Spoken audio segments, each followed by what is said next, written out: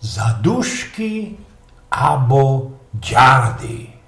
Otóż mamy dzisiaj zaduszki. Bez tej czynności od mojego berania w Radiu Piekary Mockach już rozprawiał i o wszystkich świętych, i o zaduszkach. Dzisiaj wspominajno co zaduszki, to taki współczesny, teraźniejszy odpowiednik pogońskiego święta dziadów. A dziady już zaś, to tako szykowno przedchrześcijańsko ceremonio, taki obrządek, którego punktem było obcowanie żywych z umarłymi. A tak prawdą, to na porączanie relacji ze duszyczkoma naszych przodków, tych dziadów, którzy lecy kiedy wracają się do swoich siedzibów. Ale co tam za te lagoda? Żykna można ino teroski, chociaż miarkujemy, i że żaden z nas nie jest nieśmiertelny, a każdemu się zdo, co od niego się ta nieśmiertelność napocznie, to kiedy się zemrzy komuś, kogo my festelnie radzi zawdy, jest w ten czas tragedią. I zawdy wtedy medykujemy. Czamu on, czamu ona, pombuczku, czamu ten syneczek, lebo czamu ta dziążka. Zgwałciłaś niepobożna śmierci oczy moje, żem widział umierając dziecię swoje. Widziałem, kiedyś częsła owoc niedordzały, a rodzicom nieszczęsnym serca się krajały. Pisał Jon Kochanowski, co nie skorzy,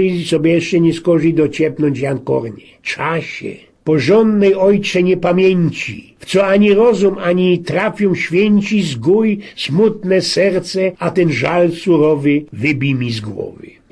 I ożygajcie o świecie jakoś i chociaż jedna świecka za tych wszystkich, kiedy już sam z nami nie ma i nie będzie, kiedy już poszli hań tam kaj, wszystkie kiesik pójść muszą, choby byli bogate, bo im ta kostucha, ta śmiertka też blank nie odpuści, też czasu nie bordnie. Jedna świecka maluśko blank lampecka choby i w domach, albo kole krzyża na ceście, bo można inom kiesik będzie tej świeczki potrza, przesa żaden nie poradzi zmiarkować, kie i kajno z tym nasz pumbuczek do siana pytu. No i trefimy się na cmentarzach, na kierchowach, tak jak wczoraj, ale można kajsik jeszcze przy sztrekach, cestach, każdyż jakoś ich świecka idzie rozżygać. A na ostatek jeszcze te skliwe sztrofki. W to je napisał, nie miarkuja, znodek je w internecie, ale dejcie na nie pozor. Tłum przyszli, kupili lampki, kwiaty, gałązki i słodycze w kramach przed cmentarzem. Teraz szukają grobów swych bliskich, liczą dróżki i żują cukierki. Przy jednym rozwidleniu między grobami staruszka klęczy w błocie i w deszczu.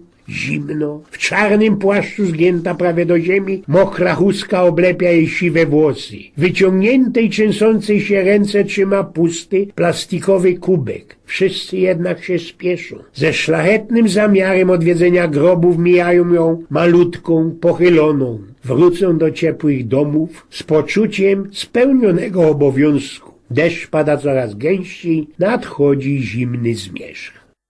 Eugen z Pnioków.